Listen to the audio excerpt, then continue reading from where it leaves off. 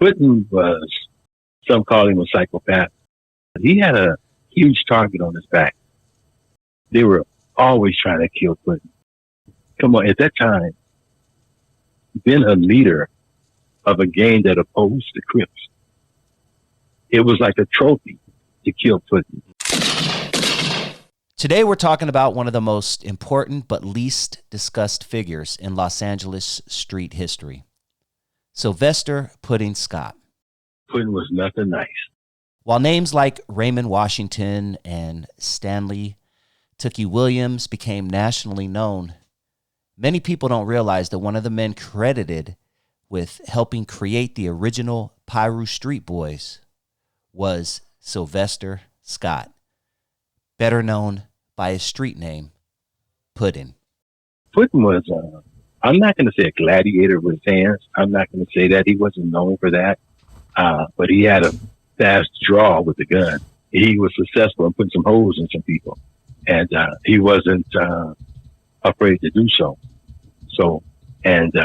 A lot of people just straight out feared Puddin because he kind of had that I don't care attitude. His influence would eventually help shape what became the Bloods Alliance, one of the most recognized street organizations in American history. Unfortunately, very little verified information exists about Puddin Scott's childhood, his family life, or his upbringing. What is known is that he grew up in Compton during the 1960s, a time when neighborhood clubs and local street groups were becoming increasingly common amongst young black youth throughout Los Angeles County. Before gangs evolved into the organizations people think of them today, many groups were neighborhood-based social clubs centered around local identity, protection, and community pride. Around 1969, Sylvester Puddin Scott and Vincent Owens helped establish the PlRU Street Boys in Compton. The group took its name from PlRU Street, a residential street located in Compton. Several early members are frequently identified as part of the original group, including Vincent Owens, Lorenzo L.B. Benton, Larry Tam Watts, and others from the neighborhood. At the time, another youth organization was rapidly growing in Los Angeles County, the Crips. As the Crips expanded, conflicts began developing between Crip groups and independent neighborhood gangs throughout Compton and South Los Angeles. According to multiple historical accounts, Scott and Vincent Owens were amongst young men who had confrontations with members of the Crips.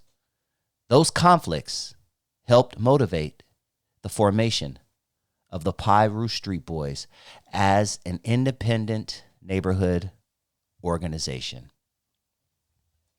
One of the most debated topics in LA gang history is whether the early PlRUs were briefly aligned with the Crips or whether they were separate. Different historical sources tell the story differently. What most researchers agree on is that by the early 1970s, the PlRU Street Boys were firmly opposed to the Crips and had become one of the primary groups resisting Crip expansion in Compton. As conflicts increased, other non-Crip groups began communicating and cooperating with one another. This cooperation would eventually become known as the Bloods Alliance. Many historians consider the PlRU Street Boys the original foundation from which the Bloods Alliance emerged. By approximately 1972, the PlRUs were working alongside other independent groups such as the Brims, the Bishops, the Denver Lanes, and several neighborhood organizations that were resisting Crip Alliance. Members began referring to one another as Blood. Over time, that term became the name of the alliance itself. Because Sylvester Scott helped create the original PlRU Boys, his influence extends far beyond one neighborhood. Many street historians consider him one of the earliest architects of the movement that eventually became the Bloods. As the 1970s progressed, additional PlRU neighborhoods began appearing throughout Compton. The original PlRU Street Boys inspired the creation of numerous PlRU sets that would eventually spread beyond Compton and later beyond California. The term PlRU became one of the most recognizable names in street culture, especially within Blood-affiliated neighborhoods. Even today, many people use the term PlRU and Blood interchangeably, although historians note they are not exactly the same thing. Not every Blood set is PlRU, and not every important founding group was PlRU. Unlike some later gang figures, Puddin Scott rarely became a public figure. There are very few recorded interviews, newspaper profiles, or public appearances documenting his later life. Because of this, much of what is said about him today comes from former gang members, retired law enforcement officers, and street historians who witnessed the early years of Compton gang culture. What is clear is that his name remained respected among people who study the origins of the PlRUs and the Bloods. Whether someone views gang history as a social movement, a community response, or a source of violence, it is impossible to tell the story of Compton without mentioning Sylvester Puddin Scott. His role in helping form the PlRU Boys helped shape the street landscape of Los Angeles for decades. Today, more than 50 years after the founding of the PlRU Street Boys, his name remains part of the origin story of one of the most influential street alliances in American history. Sylvester Puddin Scott may not be widely known as some of the other figures from Los Angeles street history, but his impact is undeniable. From the streets of Compton in 1969 to the formation of the PlRU Street Boys and the rise of the Bloods Alliance, his story remains a key chapter in understanding the history of Southern California street culture. For better or worse, the history of PlRUs begins with names like Vincent Owens and Sylvester Puddin Scott, and their influence is still discussed more than half a century later. Here are some interviews I've done in the past where my guests have discussed Sylvester Puddin Scott. Tell me the story of the ROTC incident where your boy got into it with, I believe it was Puddin and his boys, and then they ended up coming to the school. Yeah, well, we all went to Centennial at the same time, man. Me, Puddin, and all, I think he might have been a year older than me or something like that. And they was on campus. I don't know whether he went to class now, but he was on campus. And I was at ROTC, and me and my battalion. Well, I was a battalion chief. I was the man. Me and my executive officers, we just walking down the Senior Square, just minding our own business. And one of the cats just jumped up and, where you Popeye motherfuckers going? And my lieutenant, tall brother, about 6'4", looked like Blake Griffin, red hair, freckles, the whole 9 yards. He stuttered a little bit. And he said, shit. Why we gotta be some Popeye motherfuckers? You cold for imitating him, by the way. You cold for that. Yeah, my boy, I love him to death. And homeboy stole on him. That was all. They got to fight. And the fight didn't last but a hot second. Security guards broke it up. And we didn't think much of it.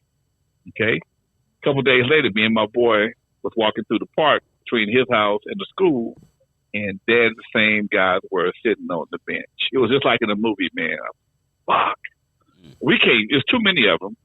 These guys are killers. They don't think about nothing about stabbing somebody or shooting somebody. And just so happened, one of the guys that was there was my neighbor from across the street, who actually ran most of these guys, okay? His grandmother and my mom went shopping on a regular basis. He could not let me get jumped on and watch it. He knew that, okay? So he told my guy and his guys, go head up. Leave them alone. You can't jump them. Just, y'all got to go head up. Well, what they didn't know is my boy Andre was he was training with Golden Gloves. Oh, he wasn't a champion in that, but he could fight. You know, he didn't look like it, but I guess if you a light-skinned Blake Griffin cat in Compton, you got to learn how to fight because you've been fighting for a long, and stuttering, you've been fighting for a long time. They got to fighting, and my boy did much better than he should have against a so-called gangster. My boy should have if he took a dive, it would have been all right, but he didn't take no dive.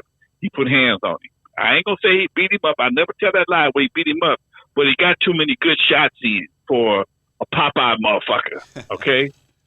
And the next day we go to school, and we left. My boy stopped the fight. They clowned it. Oh, he did this, he did that. I forgot the word. Or I forgot the word they called it back in the day. Damn, I keep coming with it. Well, anyway, he did this, he did that. Okay, and next day, one of the girls who was in my homeroom class said, "I don't know what happened to him." She told me the whole situation. I don't know what happened to Enterprise Park yesterday, but whatever y'all did, the PlRU boys said he killing everything in the ROTC uniform. And she lived on PlRU, so she knew. Damn. I tell you what, baby, I got you. I will see you never, because I'm out of here. Turn in my uniform. I turned in my shit. I hit the fence and never went to school again.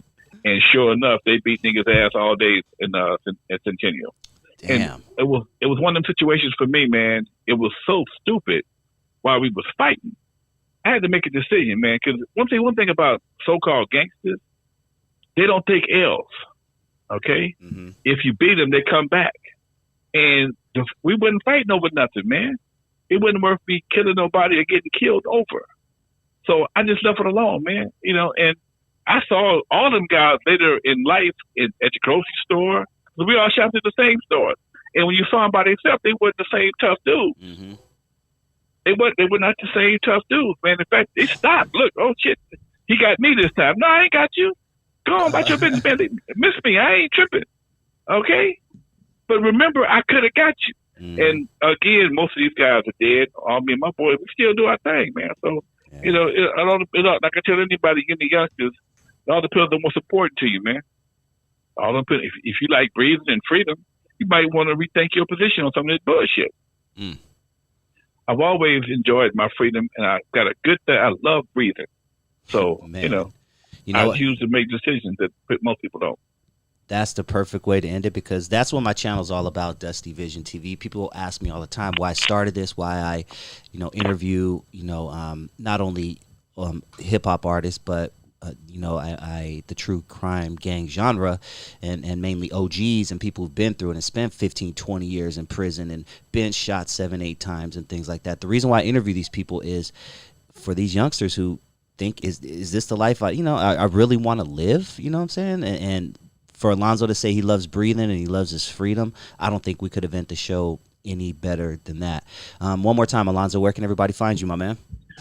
NWA Stories with Lonzo on YouTube, Real Lonzo NWA. Also, man, I got the T-shirts for Hood Peace. I got the yard signs. Hood Peace is being launched immediately. It's being launched as we speak. I'm doing a press release right now. We're starting in Compton. We have a fundraiser. We got a yard sign, a T-shirt for $40. Anybody that's interested in supporting the Hood Peace, do it for the kids. Yes. Because Hood Peace, because the Hood lives matter. Yes, okay? I've been promoting Hood Peace big time on my show as well. Everybody knows that's actually the thumbnail for my YouTube channel. Hood Peace is something that Alonzo is really trying to push, and I'm going to do whatever I can. I'm going to try to get OGs involved and try to see if we can do our part, you know what I'm saying? Because we're killing each other out there. Not we as in, gangsters, but us as black people and Latinos, we're killing each other out there like animals. And before we know it, we're going to turn around and there's not going to be any more left of us. Real talk. Man, look, the candle of Black Lives are burning on both ends, but one end is burning faster than the other. Speak on it. Okay? It's burning at both ends, but one end is burning faster than the other. Okay? You know how many cops, we know there was 100-some people that was killed in LAPD last year. How many thousands of brothers got killed by brothers last year? Okay? That's the elephant in the room nobody wants to talk about. Yeah. And, people want to act like it's a part of the culture. What culture is this that kills their own, man? What culture is this that kills their own? Especially by the bottom. We might need all the soldiers we can get. Yeah. We're gonna need every able-bodied man if these white supremacists have it their way. Okay, we're gonna need every able-bodied man, and stand up and stand down, Black America. Man, real come talk. Come on, man. I'm not hoping for none of that. I hope everything goes smooth. Yeah, but same. How can I fight one enemy and I gotta look over my shoulder at the guy guy next to me gonna shoot me too? Come on, man. Come on. And when you talk to brothers that's been in jail, they tell you all the time, "Oh man, in jail ain't none of that shit right there. Everybody rips their sets, but we know all we got is each other. At the end of the day, we're black. That's all we got out here.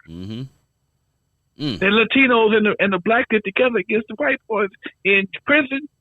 Okay, everybody got their section. I don't know. I put it right here. I don't know. I know what I heard. I don't know enough about it to speak on it like I like to. But I'm not trying to learn either. But I know I do enough talking to brothers. One of my other jobs or my other community efforts, I work with a lot of brothers that's coming home from prison, and they always tell me two things: in jail, they don't trip on that Crip and Blood stuff. The brothers don't. Okay, and then also, and I asked them, "Would you do it again?" 99.9% says, "Hell no." The city of Compton actually began seeing an outbreak in Crip sets popping up, which obviously made way for the PlRUs. What do you remember about first hearing about the PlRUs, and what about Puddin? I always hear his name come up. And as you should. Hellraiser is what I always get. He was just... the Puddin had to do what Puddin had to do. Now, can I ask you really quick before we go? Because is it Puddin, P-I-P-U-T-T-I-N, or is it Puddin, P-U-D-D-I-N, to the best of your knowledge? I'm going to leave that to the best of my knowledge. People call him up both Puddin and Puddin. Gotcha. Okay. So there's no word. Okay. Right. So I might give you the wrong spelling for that. But, gotcha. But Puddin was, some call him a psychopath, or different things that you might call Puddin. But, he had a huge target on his back. They were always trying to kill Puddin. I mean, come on, at that time, being a leader of a gang that opposed the Crips, it was like a trophy to kill Puddin, kill AC Papa Louie, kill Little Vince, kill the Lavender Brothers. We had targets on their back. And the cold part about having a target on your back, youngsters, you don't even know. Never seen before, never had an argument, but Too Pretty Kenny in the corner pocket Crip said to me, he said, "I would love to have blast on Jimmy Lavin."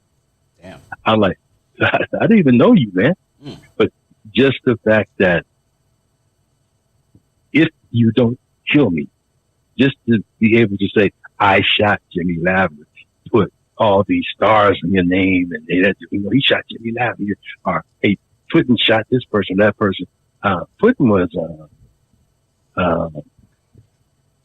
he was I'm not going to say a gladiator with his hands. I'm not going to say that. He wasn't known for that. But he had a fast draw with the gun. And because he's not here with us, I might say some things like,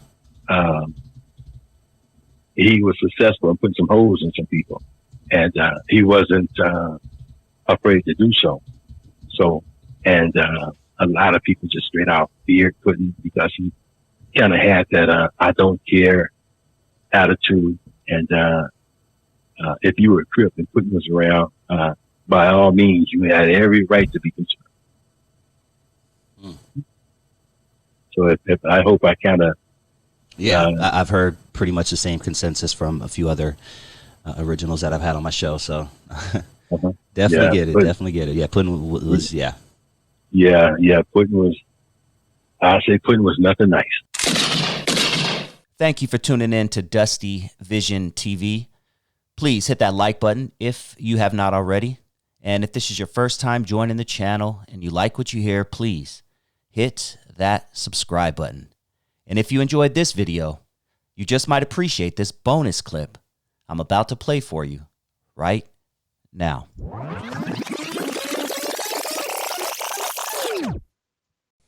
What up, Dusty?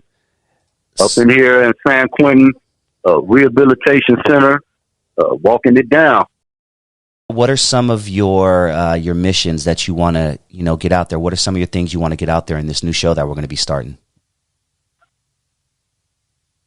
Well, one of the things I want to get out there is go through some of the scenarios in my life and point out some things that my parents might have missed or ignored. And hopefully it'll connect with some of the mothers out there, some of the fathers out there. I also want to get out some solutions to some of the problems that I went through as a child and as a young man, and even in the prison system as an adult. Some of the solutions that I've come across that have worked, that work for others.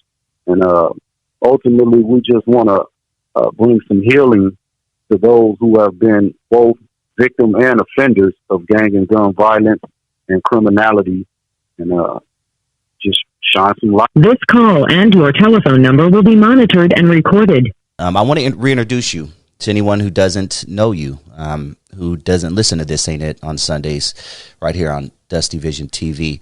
So let's go all the way back, man. Tell everybody where you grew up. Okay, so I grew up in the Pueblo Del Rio housing project in South Central Los Angeles. We located in the bottoms, a section of LA that's close to downtown, pretty much squeezed in between downtown and Watts. Tough streets, man, mean streets. We call it mid-city because we're in the middle, we're in the 50s, and most of the number streets run up to about 120th before you get into the Compton area. So we consider the 50s being mid-city. So yeah, that's where I grew up, man, South Central LA in the 50s, the Pueblo Del Rio housing project. Okay. What is your earliest memory, whether it be good or bad, just in life in general? What's your earliest memory?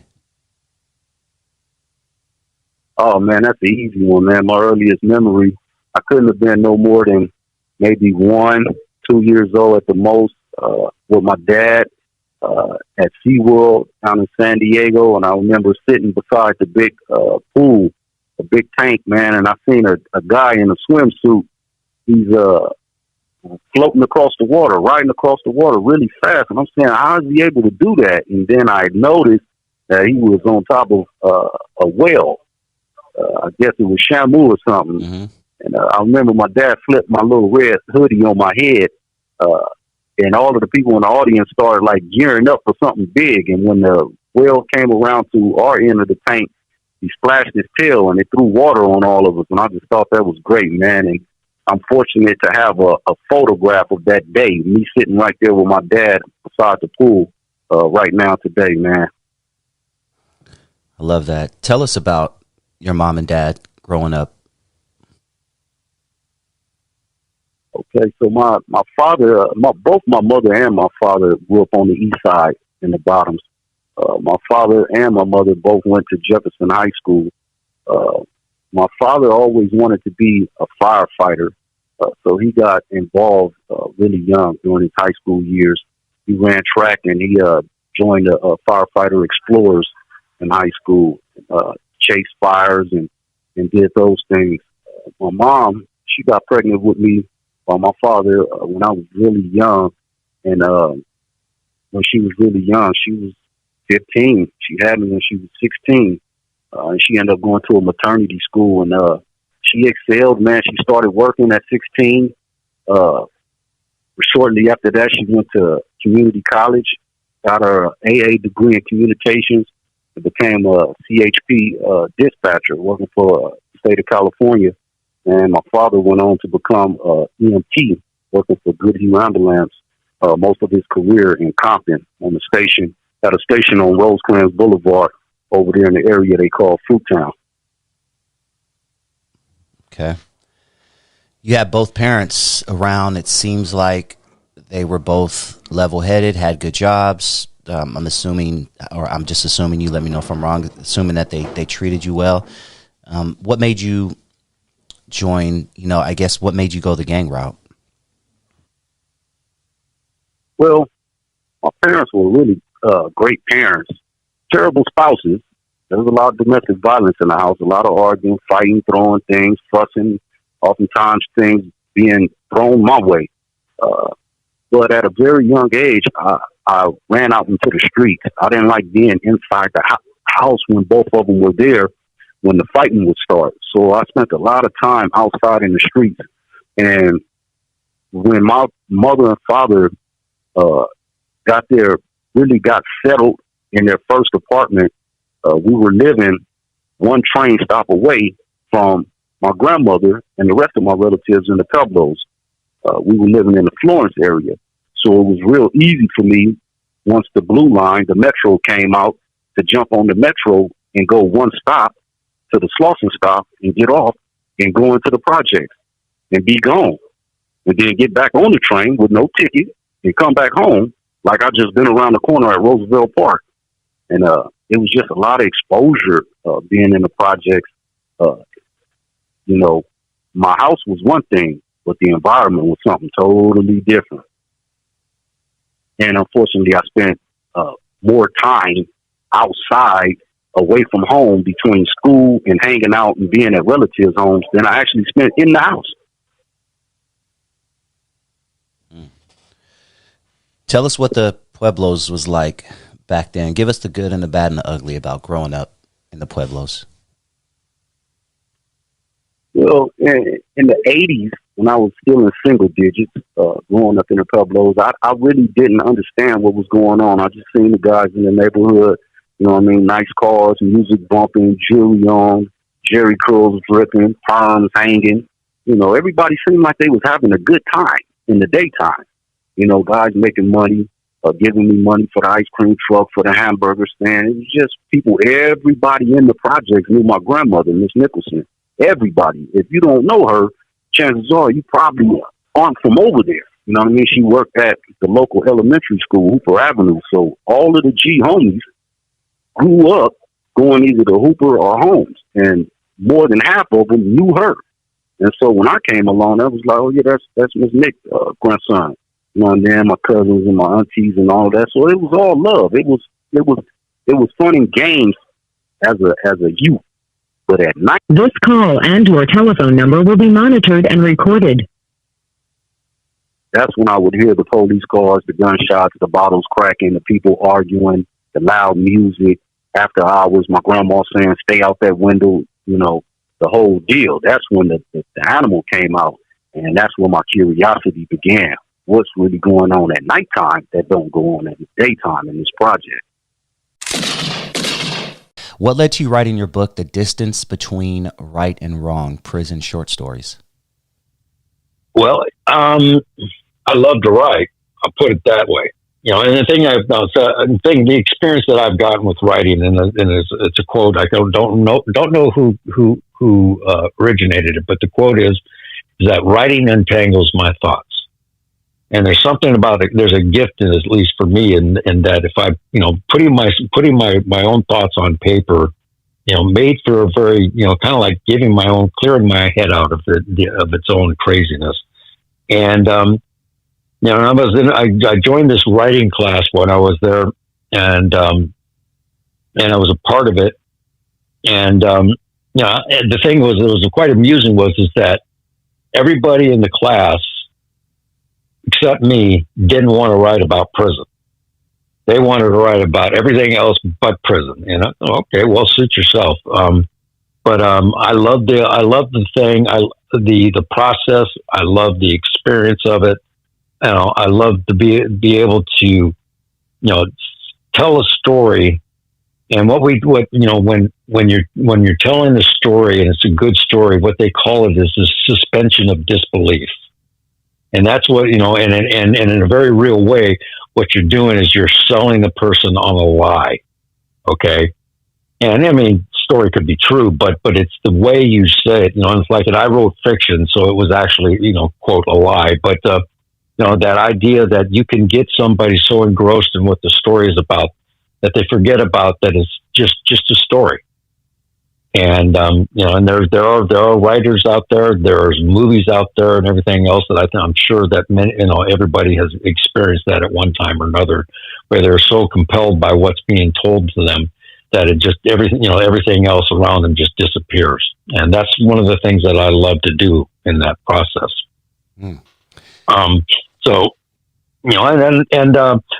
when I first wrote that first novel, and I'd never done anything like this before, and I sent it in, and I almost got published. I said, well, maybe I got something here. And one of the other things that it gave me was it gave me a way to express myself that reached outside of the bars. And I was able to talk about life inside a prison to people who had never experienced any of that. And there was a particular writing contest that's called Pen America. And they have a national prison writing contest. It's an annual event where they, you can submit your stories to them for publication, for recognition. And I got an honorary mention at one point, and then also another recognition of third place statement in their fiction categories. And then the other thing that happened was that we had this world-renowned author come in. Well, actually, I've met a number of very famous authors while I was there. San Quentin had a way of pulling people in. But the one in particular was Joyce CRlPS. And she was actually a prison, she's written some prison stories herself, even though she didn't do time. And I've read them, and they're quite good. So she was very impressed with my writing, and she decided to put together a collection of prison stories from across the nation. And it was only one story per prison. It had to be fiction. It had to evolve around, violating the rules in prison and everything like that.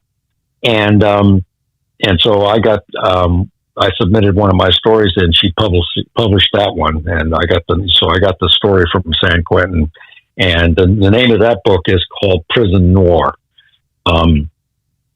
But after I'd written all these stories, and many of them got published, including one in particular that I had written about my experience. And this was a memoir piece, and it was about my father coming to see me after my brother was murdered. And, and his intent and everything like that. My father was a Green Beret and a very, very, very mean individual, to say the least. And after my brother's murder, he came to visit me at San Quentin. And I remember talking to him about it and saying, and kind of trying to talk him out of trying to do what I know he was planning on doing. And so I included that story, and it had been published in a number of places. But the rest of them were fiction pieces, and they won awards, and they got published in a number of places. So I hadn't done anything. I got out, and the person, my partner, she was kind of poking me about doing something with all the writing that happened. And she's an English teacher. So, she wasn't sitting well with the idea that I hadn't done anything with my writing since I got out of prison. So I put a collection of these stories together, and I put them on Amazon. And the name of this book is the anthology is The Distance Between Right and Wrong and Prison Short Stories. Can people still purchase your work? And if so, yes, please tell them where they can find it.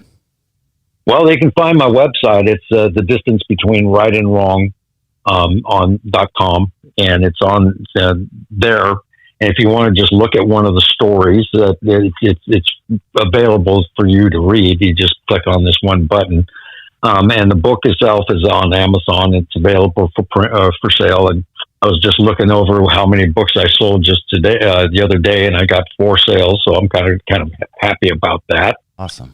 And I love the process. I'm working on and editing out my full length novel that I wrote. And this story is about a guy who goes to prison at the age of 16, serving a life without possibility of parole. and his journey through the prison system. And so I'm getting that edited right now, and I'm pretty soon I'm going to get that out on the website too. So I love it. Loving life. Yeah, that's good. Life man. is good out here. Man. Yeah. I know you got to see your Seahawks win a couple weeks ago in person, yeah. huh? Oh, that was great. Yes. I mean, it's like, that's an interesting part. When we talk about black and white, my best man at my wedding, is a former BGF member, gang member in the prison system, and he's black, and he found a 12-step program like I did, and we were both clean and sober. I met him while I was outside for the first couple of weeks I was out. I was asked to share at an event, and he comes walking by, sees my Seahawk hat, and grabs it off the table and throws it in the trash. I said, "Oh, we're going to get along. We're going to get along good." And he was, of course, he was a diehard 49er fan, but this gentleman, we got to running into each other a lot. And I get a message from him. He says, "I got season tickets to the 49ers. And he's very wealthy. Yeah, he's very wealthy. And, he says, "You want to go to the Seahawk game?" I says, "Well, I'm wearing my hat." And he says, "I wouldn't have it any other way." And I have not missed a 49er Seahawk game since I've been out. There will only be one old, dirty bastard. There wasn't one before him, and there hasn't been one since. In a sea of giants that was the Wu-Tang Clan, ODB found a way to stand out. He brought a style to the game that cemented him as one of the most original MCs to ever touch a mic.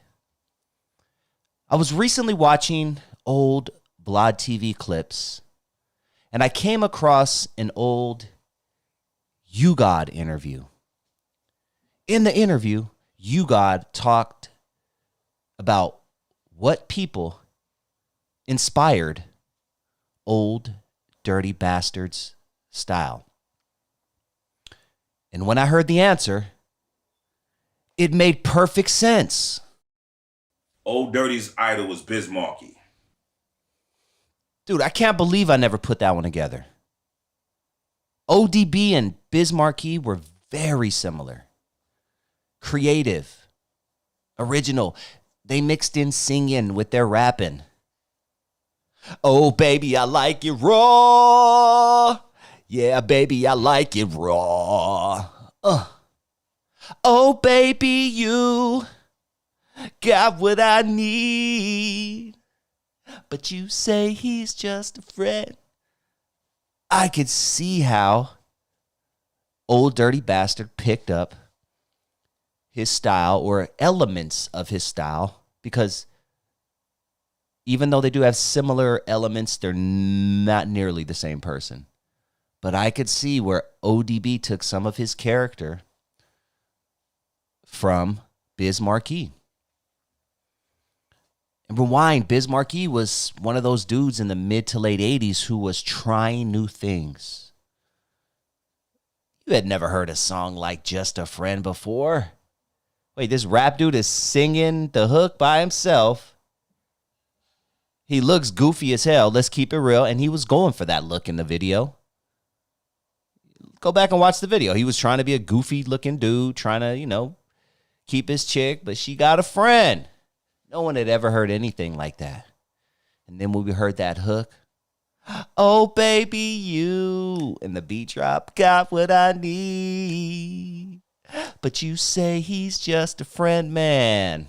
That was huge.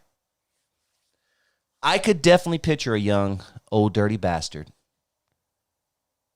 listening to that song and starting to formulate his character.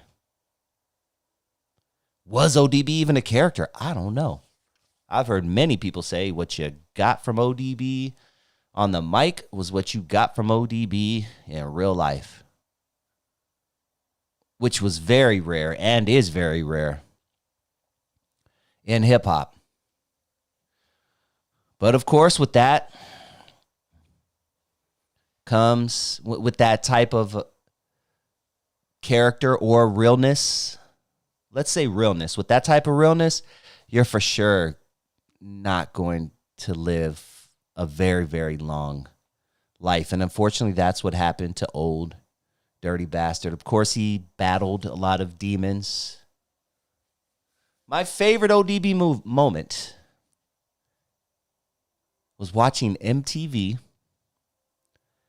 and I haven't seen it in years. I got to go back and watch it, but all I remember is the camera crew was taking ODB around New York, and I remember him buying stuff with his welfare check money. Wait, he has a Yes, look at his first album cover. If you grew up in the 90s, you know exactly. 80s and 90s, you know exactly what that is. And apparently it was real. His, for lack of better words, welfare card. It would be called, an EBT card nowadays, I guess. I remember ODB talking about girls giving him certain STDs. Not once, but twice. First time ever you've heard anyone bragging about getting an STD. This was before Eminem. Now that I'm starting to think about it, I wonder if Eminem got a lot of his character from Old Dirty Bastard. I wonder if he studied Old Dirty Bastard. I know Eminem studied Redman. He really loved Redman from what I remember him talking about in several. I have to go on another rabbit hole and check that out, but yeah, that was a good moment with ODB. And of course, when he stormed the award show, talking about Wu-Tang is for the children. Legendary moment that people still talk about to this day. He said, man, I bought this suit, and y'all gonna hear me out. But shout out to ODB, one of the originals in this game, someone who can't be replaced. And just think about how good Wu-Tang Clan was. Every single MC in Wu-Tang Clan is better than the next, just as good as the next. So ODB found a way, and he wasn't the most clever, lyrical, I bomb atomically, Socrates' philosophies and hypotheses. You're never going to hear that from ODB. So he figured, let me see if I can give it a little spin, play around with my lyrics, freestyle most of it. From what I understand, he freestyled a lot. He would just come in the booth, tell him to throw the beat on, he'd spit some shit and walk out. But yeah, he found a way to stand out in a sea of great MCs. Method Man, come on. Ghostface Killer, one of my favorite MCs in the whole world. The RZA wasn't a slouch either, bro. The RZA came with it. You God, I can just keep Inspector Deck, but I might as well name the whole goddamn crew. They all had it. But there is a reason why ODB stands out amongst all of these cats. It was different, and it's so important to be different. That's what I loved about ODB. And honestly, I didn't really appreciate him when he was alive as much as I did when he was gone. Sucks. Didn't understand what's the word I'm looking for? The magnitude, the impression that he made on hip hop until he passed. I can't even lie. But ever since then, I realized he was the most important member of Wu-Tang. I don't think Wu-Tang would be the same Wu-Tang without ODB. I know it sounds crazy, but I don't think Wu-Tang would be the same Wu-Tang if it weren't for ODB. What do you guys think? Comment down below. What's your favorite ODB song?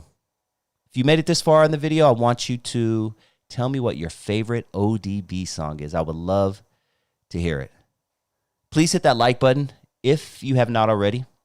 And if this is your first time joining the channel and you like what you hear, please hit that subscribe button.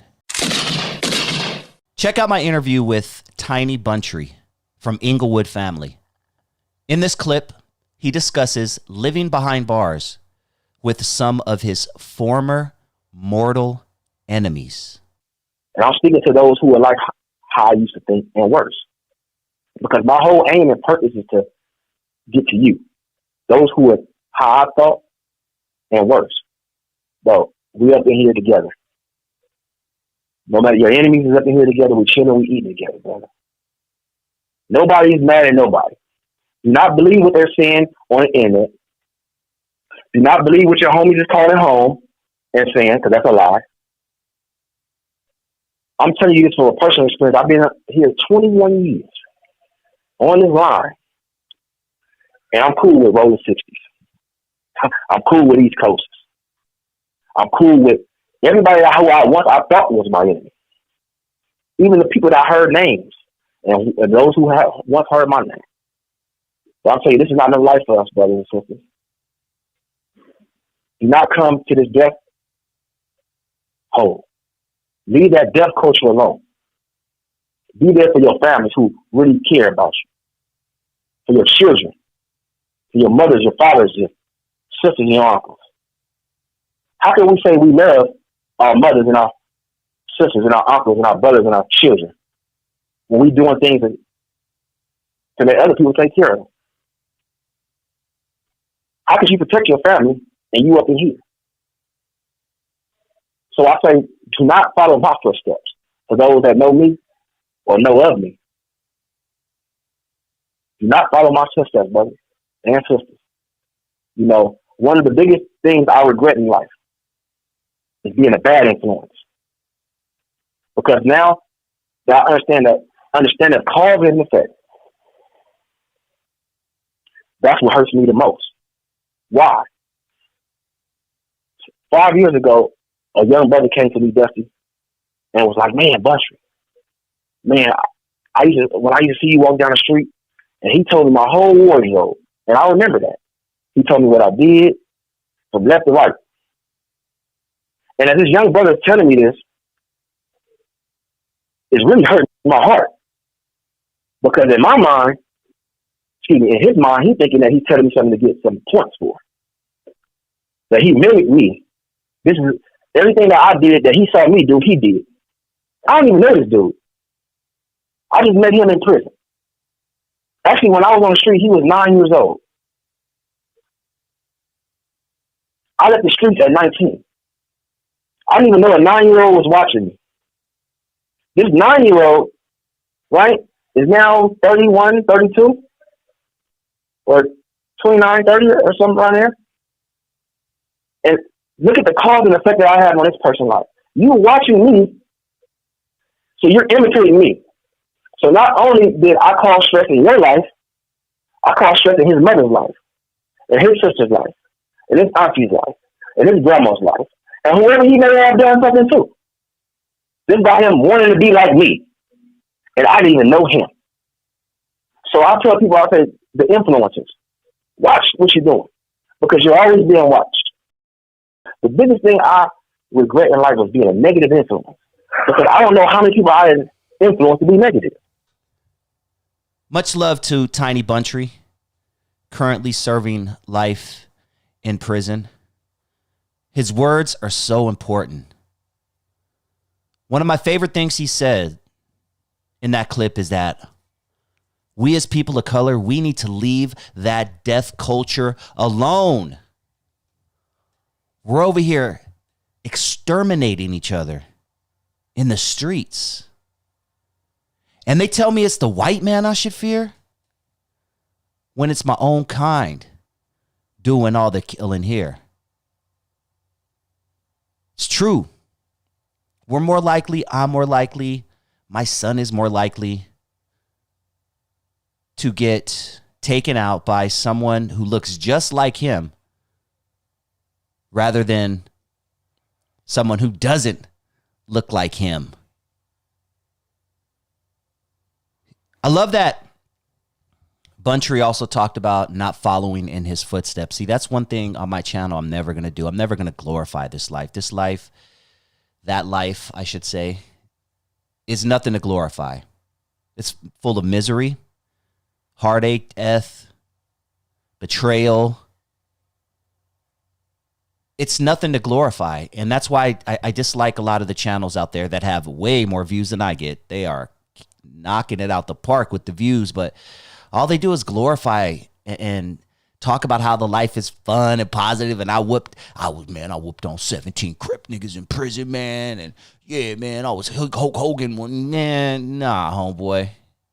You've seen a lot of BS in the streets, and that's what you're going to hear on my show. We're not going to glorify this. So when Tiny Buntry said, don't follow in my footsteps, I really, really felt that. He said one of his biggest regrets in his life is being a bad influence. Imagine all of the people under him, the ones who looked up to him, who went out and did dirt, went out and took people's lives, went out and hunted for their ops, went out and portrayed the death culture that he talked about. He probably thinks about that a lot as a man who's currently serving life in prison. Man, look at all the destruction I've caused out in these streets. So shout out to Tiny Buntry. Thank you very much for sharing your story. And if you want to hear the full interview, just go to the description, and the link is in the description. You can check out the full interview with Tiny Buntry from Inglewood family, who is currently serving life in prison for decisions he made when he was out in the streets. Please hit that like button if you haven't already. And if this is your first time joining the channel and you like what you hear, please hit that subscribe button. And if you enjoyed this video, you just might appreciate this bonus clip I'm about to play for you right now.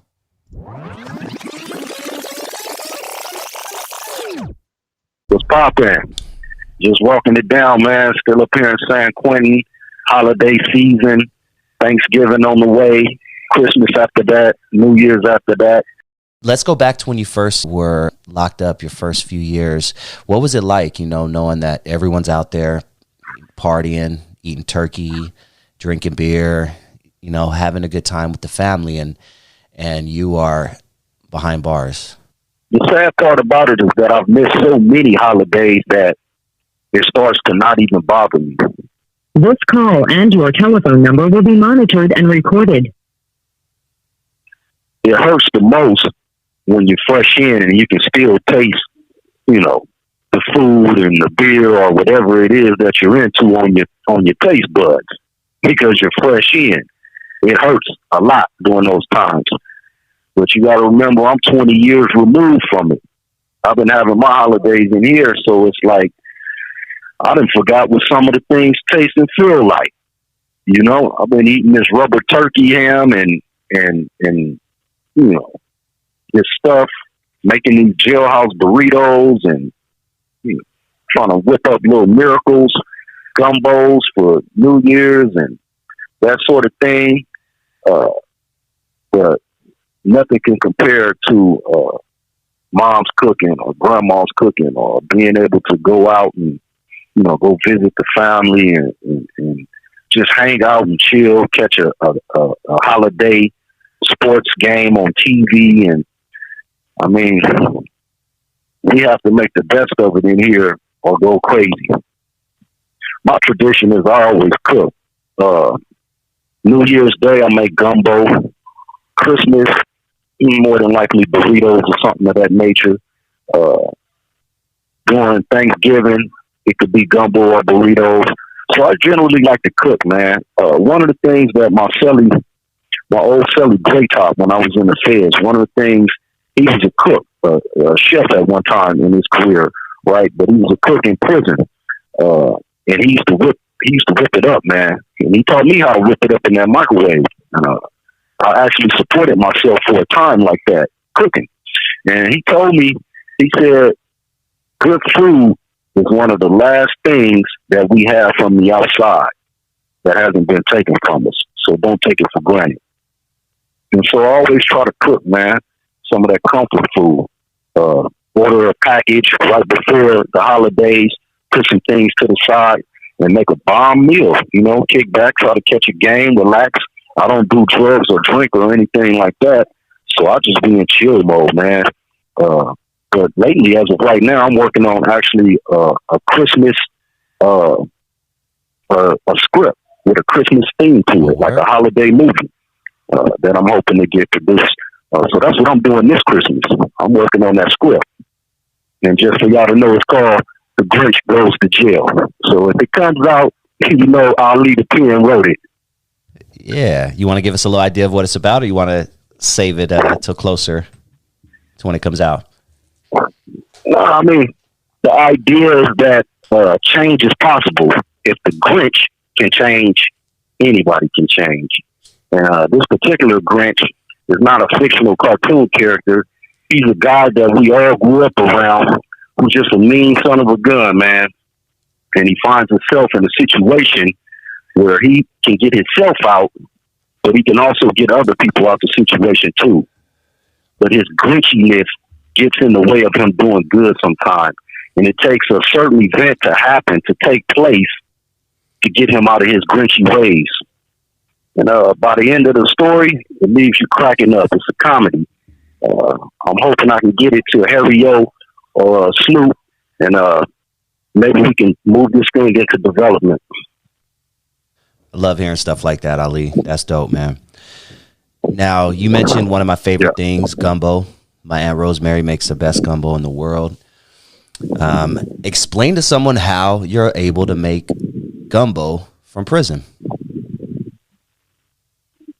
Well, they sell Zatarain gumbo in the box through the vendors. So when I get a quarterly package, you know, spend a few $100s, get a quarterly package, I usually like to stock up on some of those things like gumbo, jambalaya, certain things that you can't get in the prison. You know, so it's straight out the box. You know, throw a little artificial crab meat in there, some oysters, put some chicken or some sausage, maybe some baby clams.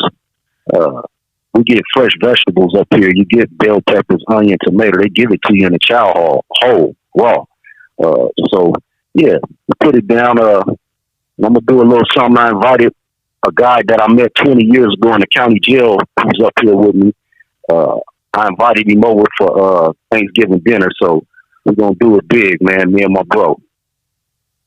Now, let's go back to Christmas past and New Year's past and Thanksgiving past. Talk to these kids out there who are out there living a life that, you know, is probably not the best, that will probably land them where you unfortunately are right now. But talk to these kids about how lonely it can be around this time if you are not mentally prepared for it. Maybe you've heard stories from other prisoners that you could share about how it's really hard during the holidays for some people. Man, so many people don't have anyone to really give them that human connection. So many people. This call and your telephone number will be monitored and recorded. Way too many people in here come from these tragic beginnings, man. And then you got the ones who've been in here for so long that they've outlived everyone in their family. And it's just them. And so I'm always mentally, I'm just blown away by that. And, you know, every time I get a chance to talk to my family, my friends, and I'm just grateful, especially during these times, because for me, that's what the holiday season is about. You know, it's not really about the festival of, you know, Thanksgiving or Christmas, you know, theme. I'm not into that part of it. I'm just into the part of being reminded of what the spirit is about, of giving, of helping, of being grateful and kind. That's what it does for me. And I see so many people that spirit misses them all together because they just down in the dumps about it.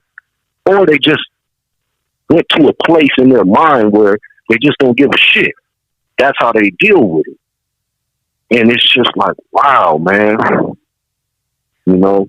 So this is never a place I hate when people say, you know, I had to go to jail to get right. You didn't have to go to jail to get right. You didn't have to go to prison to get right. You didn't have to get a life sentence to get right. You may have gotten right through that experience, but you could have did the same thing in a different setting or environment that was healthy. It's not always punishment that changes a person. Sometimes it's reward that will change the lives of people. Don't come to prison and be sitting in here for your holidays talking about I'm trying to change or I need to change. You do that on the streets with your family and friends, man, during Christmas and Thanksgiving. You know, get over some of your grinchy ways with the family. I'd hate to see a person have to try to get over their grinchy ways up in here with some strangers, man. And that's what the coldest part about prison. You live with a bunch of strangers. Wow.